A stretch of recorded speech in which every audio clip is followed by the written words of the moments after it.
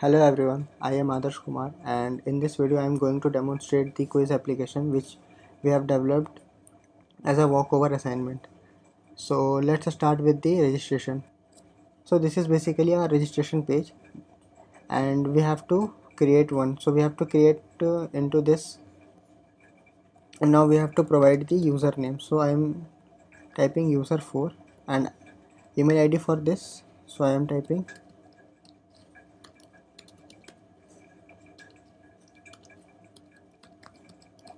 and then we have to provide the password, and then we have to click on create account. So as we can say that it sends an email to our email.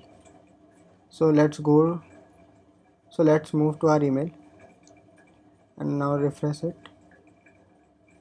So here we can see that our link has come and we have to click on this link and then only our account get verified, otherwise we are not be able to log in. So let's first check it. So now let's go to our registration page and let's try to log in from the account which we have created. So you can see that it's ping a message that profile is not verified, check your mail. So we have to check this we have to verify our account by clicking on this link. So we see here that our account is now gets verified. So now let's log in. So for this we have to go to our login page and here log in with the user which we have created. So here after login we can see that there are three sample test cases which we have created earlier. So all the tests which are present in the database, user can able to see this.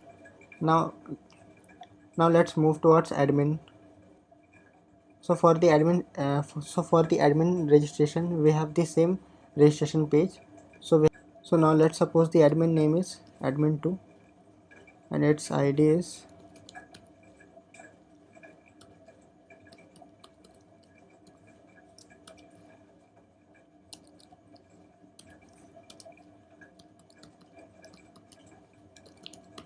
and gives its password, and then click on create user.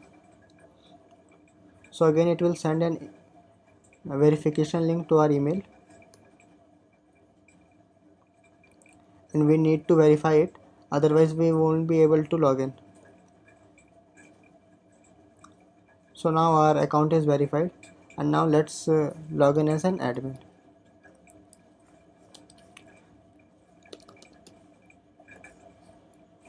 So here again we are able to see the same page, and this is why, because no any admin can directly register from the registration page. So first he has to register as a normal user as we have registered in the previous case, and after the registration the real admin, means the root admin, he has to give the access uh, and he has to allow that user that this user is act as an admin. So for that we have to move to our admin panel. So for this we have to go to our admin. So while going to our admin page, so while login to our admin page we have to provide here credentials, and here I am uses the Google Authenticator for generating the token. So what we have to do at the initial, that we have to register our Google Authenticator with the QR code so that we get the OTP in our mobile at every login time. So here I am now login with the admin. So my OTP is, and now let's log in. So when we are logging into our admin panel, so this look like something like this, and now we have to click on any of the options, and now we have to go to our profiles. So here we can see the all the users and all the admins which are present in this, and we know that we have registered two user. The first one is the user4 and the second one is admin, and we have to provide the admin access to this admin. So we have to click on admin2. Inside this we have to click on this checkbox, that is admin, and when we check this box, that is admin, and when we save this, So now this admin 2 has the user of admin. So now let's refresh this page. So here the admin is landed, and now when we refresh this page, so it will changes to the admin panel. So basically this is our admin panel. So from here the admin will able to create the test, add the questions and view results. So before adding the question, let's go to and see the all the questions which are present into our database. Just show all. So I am opening in a new tab. So the URL is not show all, it is slash questions slash show all. So here we can see these are the questions which are present inside our current question pool. So there are total 20 questions. So now let's add one question to our database.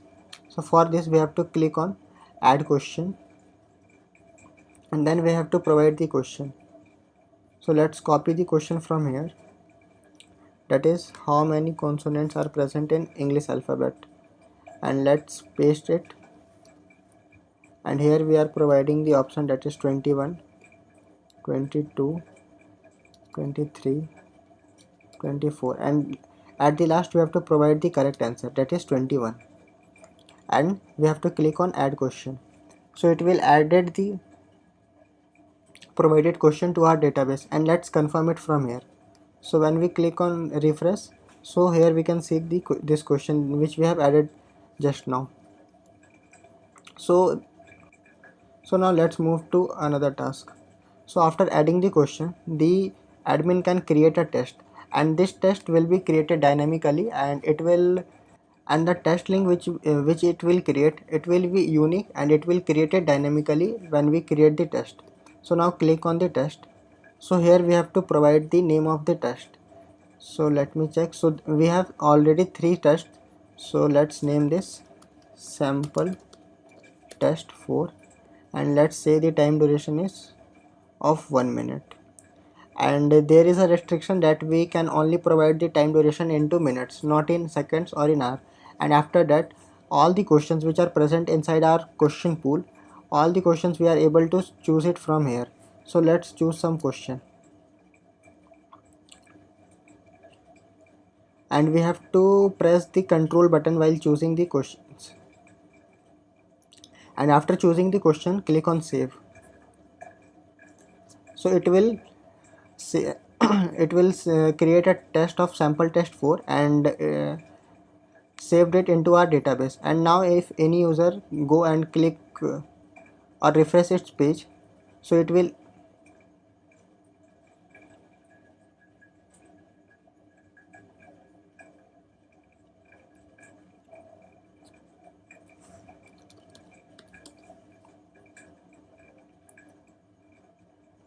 so it will able to see this.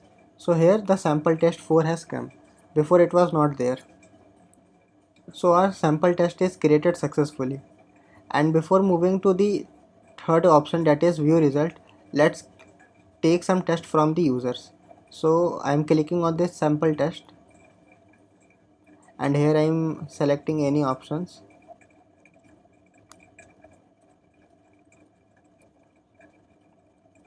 So after selecting the question, the user can submit it.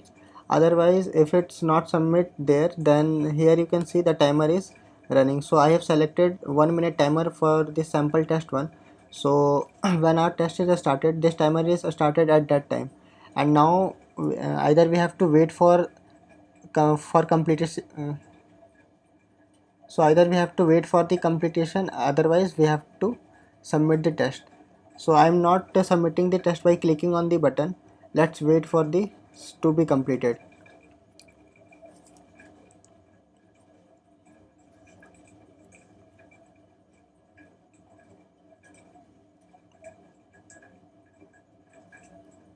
So as you can see that our time is get over, and after this it will shows our result. So here we can see that the number of question is 10, correct answer is 1, wrong answer 9, and this. So we have given the test. Now let's log in from a different user. So let's go to our login page, and here let's log in with user 3.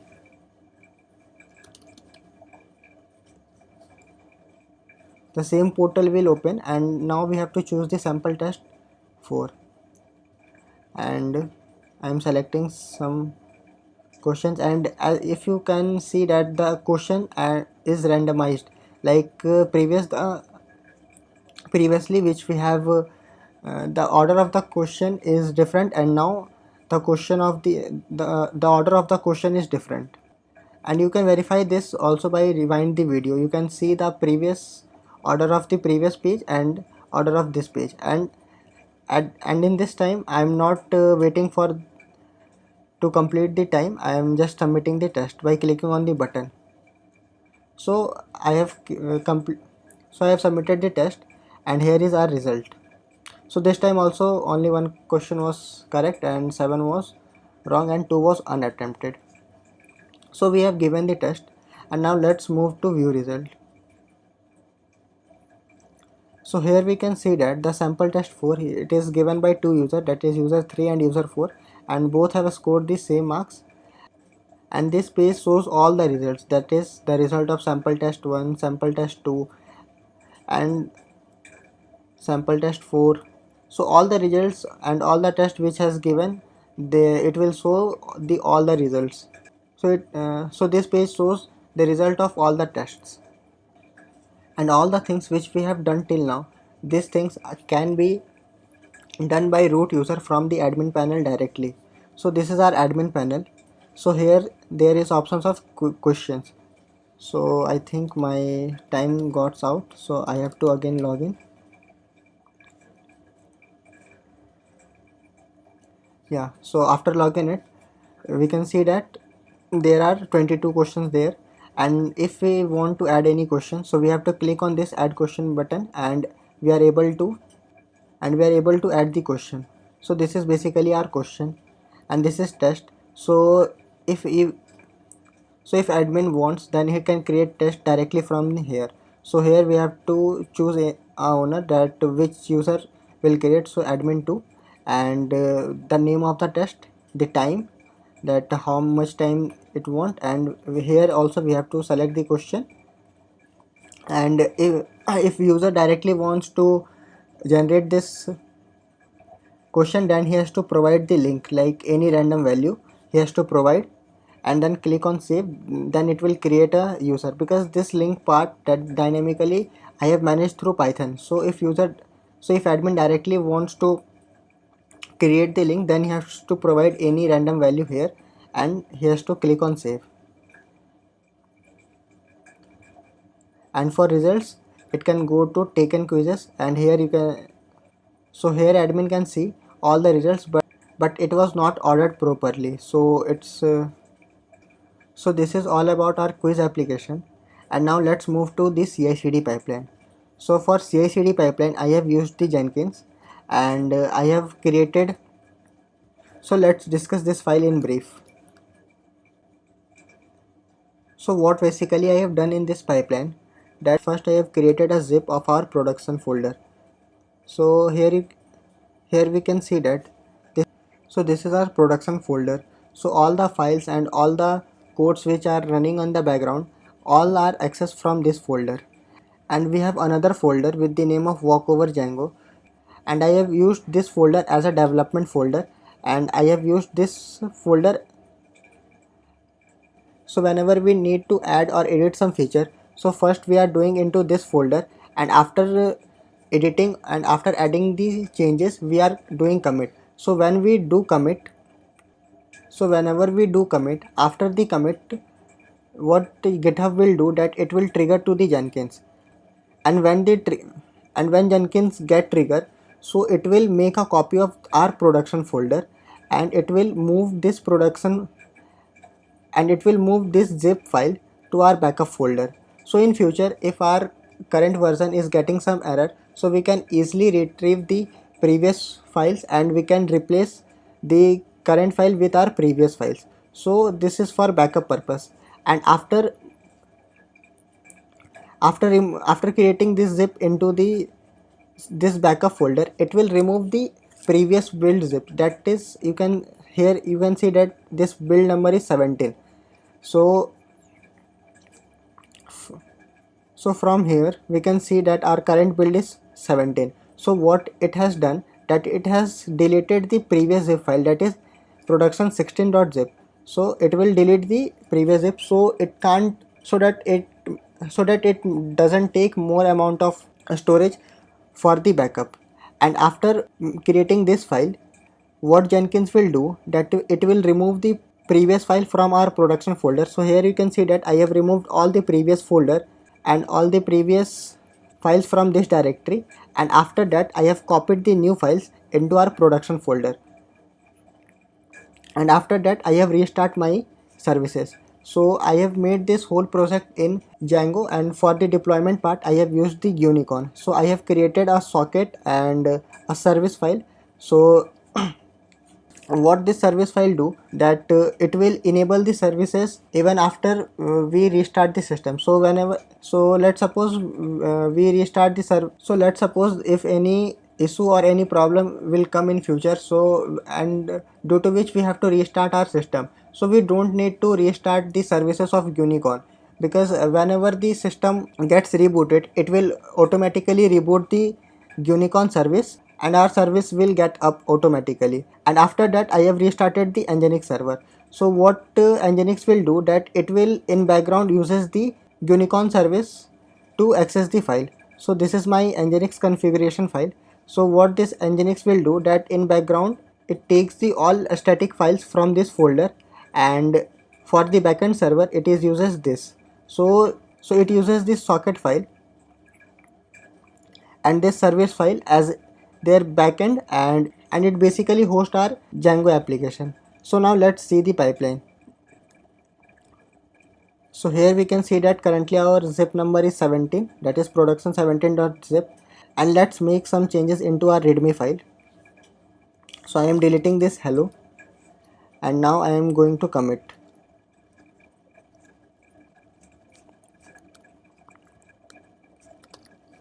So let's go inside, walk over Django, and I have created a GitHub script, so that in future we don't have to git add git commit. So we directly run this script, so it will run this command for us, and it will commit to the GitHub. So we have successfully committed this, and now our pipeline will get started in just a minute.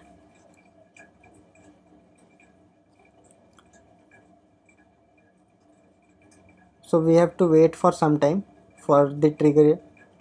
So yeah, you can see that this build number 18 is automatically come, and it will do the steps. So let's go to this output. So here you can see that it is, first it created the zip of all the files which are present inside our production folder, and after creating the zip, it's moved our 18 like production18.zip. So earlier we have seen here that our backup is 17.zip because it is not updated.